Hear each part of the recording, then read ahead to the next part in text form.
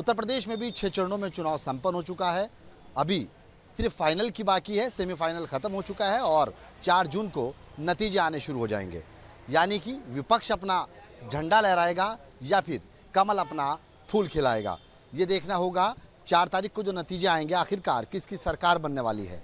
तमाम इसी पर चर्चा करने के लिए हमारी मौजूदगी लखनऊ के अंदर है और यहाँ से लोगों का मूड भांपने का प्रयास करते हैं कि 6 चरणों में जो चुनाव हुआ उसको लेकर के वो क्या समझते हैं और क्या कुछ उनके मुद्दे रहे हैं, किस चीज़ को लेकर उन्होंने, किन किन मुद्दों को लेकर उन्होंने इस बार अपना मतदान किया है। हमारे साथ कुछ लोग उनसे बातचीत करने का प्रयास करते हैं। सर, ये बताइए कि विपक्ष क्या सरकार बना पाएगा या फिर कमल खिलेगा?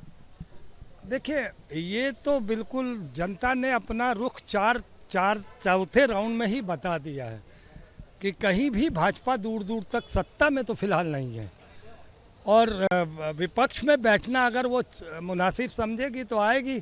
और जिस तरीके से नरेंद्र मोदी का ये जो भाषण है, जो भाषा है उनकी बिगड़ गई है, कभी मंगलसूत्र, कभी एक भैंस पे दो भैंस पे एक भैंस, और कभी मुजरा कराने वाली बात, तो कहीं ना कहीं ऐसा ना हो कि अब विपक्ष ढोल ताशे बजाए और कहीं विपक्ष को हम मुजरा ना करा दें, कहीं नरेंद्र मोदी जी को लोकसभा में हम मुजरा ही ना करा दें। क्योंकि अब उनकी भाषा अब इस तरीके की सड़क छाप होती जा रही है, तो हमें लगता है कि राजनीतिक दलों को भी आगे आना चाहिए, अपना सारंगी और तबला लेके तैयार हो जाना चाहिए। नरेंद्र मोदी की इस भाषा का देश की जनता ने तो जवाब दे दिया है 2024 में।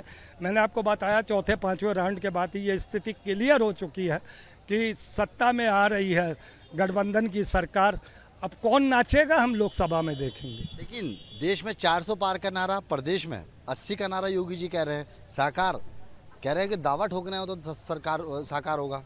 देखिए, 400 का नारा भी उनका बेकार था क्योंकि 400 पे वो खुद खड़े नहीं हैं।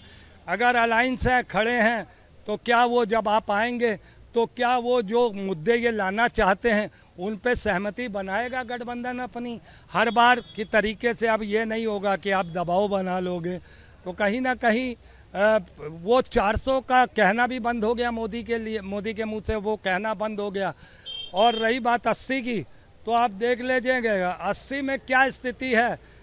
जो मुस्लिम बहुल क्षेत्र हैं अगर आप देखेंगे तो उसमें जिस तरीके से बम्पर वोटिंग हुई है मुसलमानों की एक तरफा, अब ये जनता बनाम बीजेपी है, ये 37% बनाम 63% वोट हुआ है। जो पहले 63% बट के पड़ता था अब वो इकट्ठा वोट पड़ रहा है, एक पैरेलली वोट पड़ रहा है। कहीं ना कहीं ये सत्ता परिवर्तन की एक उम्मीद जागी है इससे कि ये जो चुनाव है 37 बनाम 63 का। कुछ और लोग उनसे भी चर्चा करने की कोशिश करते हैं कि आखिरकार वो क्या सोचते हैं, विपक्ष या कमल, क्या खिलेगा 4 तारीख को?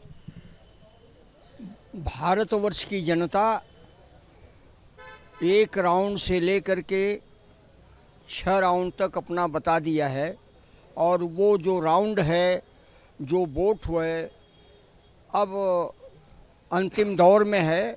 भारत की जनता हिंदुस्तान में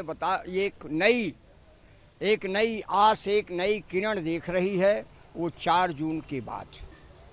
अब 4 जून को जो गणना होगी उसी हिसाब से अगले सरकार की तैयारी होगी। लेकिन जहाँ तक आप जो है अभी कुछ प्रश्न पूछ रहे थे, हमसे तो आपने प्रश्न पूछा नहीं और नहीं पूछा तो मैं आपको स्पष्ट बता दूं कि ये बुढ़ा छठिया गया है। अब बुढ़े को शांत करने के लिए या तो संघ सामने आए या हिंदुस्तान की जनता ऐसी बुढ़े को शांत करेगी कि एकदम ये शांत हो जाएगा। रही बात हमारे समाज में, हमारे देश में, हमारे लोगों में, तो बेटा मैं तो बहुत साफ कहता हूँ और बहुत साफ बात करता हूँ कि इस देश में कुछ है नहीं।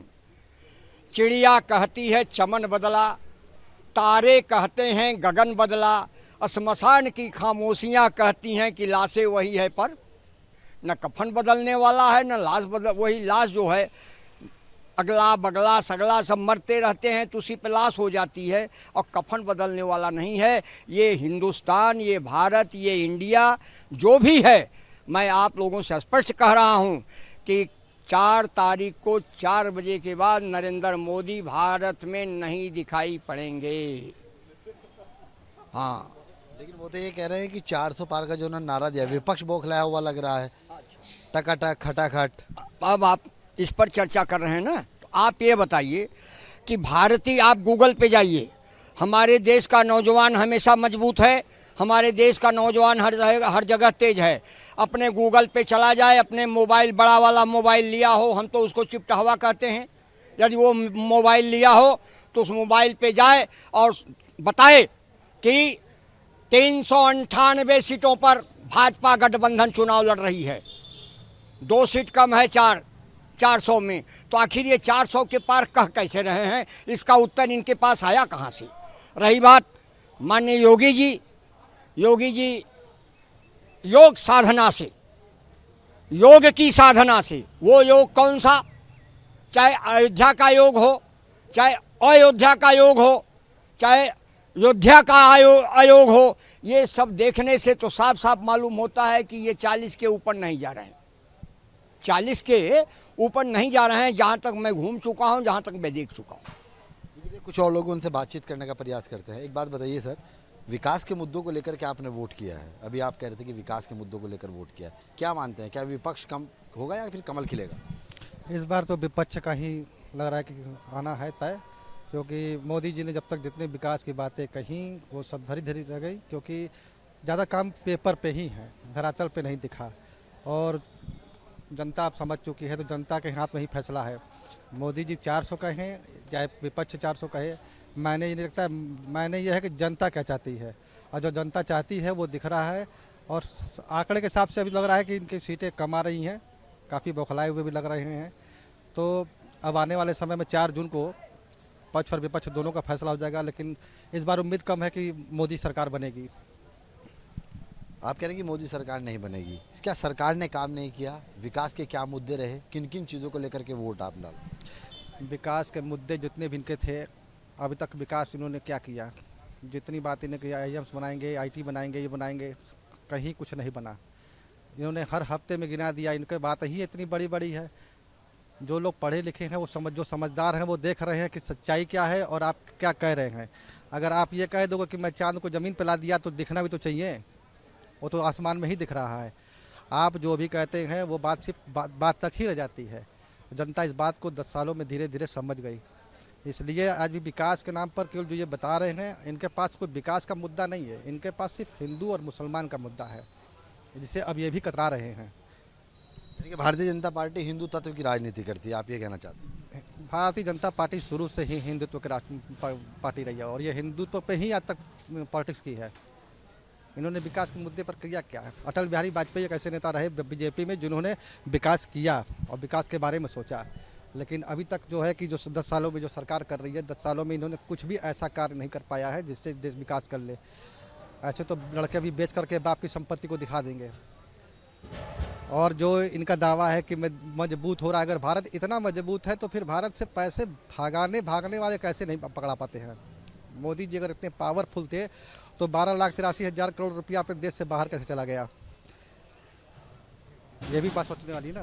क्या आप विकास की बात देखिए, और कुछ लोग उनसे बातचीत करते हैं। सर एक बात बताइए, क्या माना जाए कि विपक्ष या फिर 4 जून को एक बार फिर और कमल खिलने जा रहा है, क्या लग रहा है आपको? देखिए, अब हम एक आम नागरिक हैं और हम पूर्व सैनिक हैं। ये मैं गलत बयानबाजी करूंगा, ये कहूं कि ये सरकार आ रही है या जा रही है, लेकिन जो चीज़ें मैं ज़मीन पर देख रहा हूं, एक व्यक्तिगत अनुभव, वो मैं आपके साथ शेयर ज़रूर करूंगा। एक सैनिक होने के नाते मेरा ये फर्ज है कि मैं सबसे पहले बात करूं देश की राष्ट्रीयता पर। मैं बीजेपी का पुरजोर समर्थन करने वाला व्यक्ति था पिछले 5 साल पहले तक, लेकिन जो आज की स्थिति है देश की, खास तौर से माननीय मोदी जी के प्रधानमंत्री बनने के बाद, माननीय अमित शाह जी के गृह मंत्री बनने के बाद, आप गलियों में जाइए, चौराहों पर जाइए, बात करिए लोगों से। जो बीजेपी को आज भी वोट कर रहे हैं, वो भी आधे मन से वोट कर रहे हैं, उनकी मजबूरियां हैं। क्यों? उसके कई कारण हैं। सबसे पहली बात, वो हमारे देश के आइकॉन हैं, विदेशों में जाके हमारे देश को रिप्रेजेंट करते हैं, ऐसा वो स्वयं कहते हैं और हमारा प्रधानमंत्री होने के नाते हम ये बात स्वयं भी स्वीकार करते हैं। लेकिन जब एक देश के प्रधानमंत्री की विश्वसनीयता उसके स्वयं नागरिकों पर ख़त्म होती दिखाई हो, विश्वसनीयता कैसे ख़त्म हो रही है, उसका कारण है आप स्वयं चुनाव में ये बोलते हैं कि 15 लाख आएंगे, बाद में आपका गृह मंत्री नंबर 2 पार्टी का बोलता है ये तो जुमला है। आप सरेआम सार्वजनिक मंच से ऐलान करते हैं कि नीतीश बाबूजी के लिए हमेशा के लिए दरवाजे बंद हैं, फिर वो दरवाजे इतना जोर शोर से खुल जाते हैं। तो ये पब्लिक में मैसेज जा रहा है, पब्लिक अंधी नहीं है। आज का देश हमारा पढ़ा लिखा देश है, हर हाथ में मोबाइल है। अब मैं कुछ मुद्दे गिनाता हूं जो मैंने व्यक्तिगत अनुभव किया है। बीजेपी को मैं सपोर्ट करता था राष्ट्रीयता के नाम पे। राष्ट्रीयता के नाम पे इन्होंने क्या किया है, सेना के अंदर हमने ऐसा अनुभव, जब भर्ती हुए थे तो सीनियर्स बोलते थे फौज को फैक्ट्री मत बनाओ। आज क्या स्थिति है, जो अहम की अपॉइंटमेंट है वहां पर आपने अग्निवीर की तो बात ही छोड़ दीजिए, आप सिक्योरिटी गार्ड्स भर्ती कर दिए गए हैं। आप मिलिट्री अस्पताल्स में जाइए, रिटायर्ड फौजी बेसहारा विधवाएं चक्कर काट रही हैं, कोई खास उनका इलाज नहीं हो रहा है। ये मैं व्यक्तिगत फायदे के लिए नहीं बोल रहा हूँ, ये देश के फायदे की बात हो रही है। जब देश का जवान का मनोबल, फौज में एक बहुत बड़ी चीज़ होती है मोराल, जिस जवान का मोराल डाउन होता है वो लड़ाई नहीं लड़ सकता। हम जब लड़ाई लड़े थे 72 में 62 में, हमारे पास इतने संसाधन नहीं होते थे, लेकिन फिर भी इंदिरा जी के टाइम में बांग्लादेश बनाया गया, वो केवल सैनिकों के मोराल की वजह से था। ये रही बात सैनिकों की।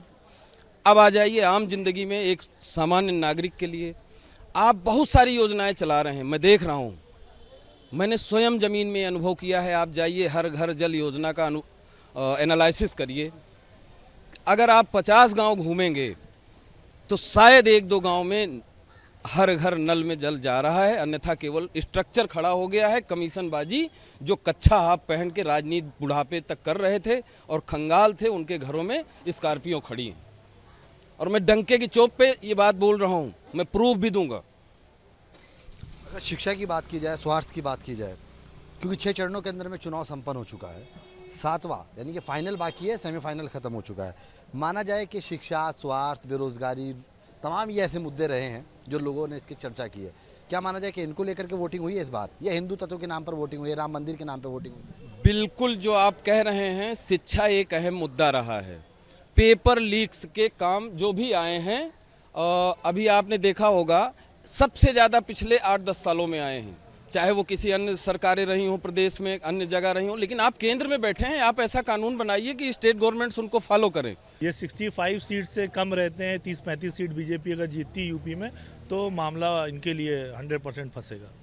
बिल्कुल, देखिए लोगों से बातचीत हम लोगों ने की और तमाम उनकी प्रतिक्रियाओं को हमने भांपने का प्रयास किया कि आखिरकार उन्होंने 6 चरणों में वोटिंग की है, उसको लेकर के जनता क्या सोचती है, क्योंकि सेमीफाइनल ख़त्म हो चुका है और अब 7वां जो चरण है यानी कि 1 जून को जो मतदान होगा वो फाइनल होगा। उसके बाद जो नतीजा 4 तारीख को आने वाला है उस पर कमल खिलेगा या फिर विपक्ष साकार होगा अपने मुद्दे जो उन्होंने उठाए उनको लेकर के, ये देखने वाली बात होगी। लेकिन लोगों की प्रतिक्रियाएं जो हैं वो आनी शुरू हो गई हैं और देखना होगा कि 4 तारीख को किसके सर पर ताज सजता है और कौन इस बार सरकार बनाने में कामयाब होता है।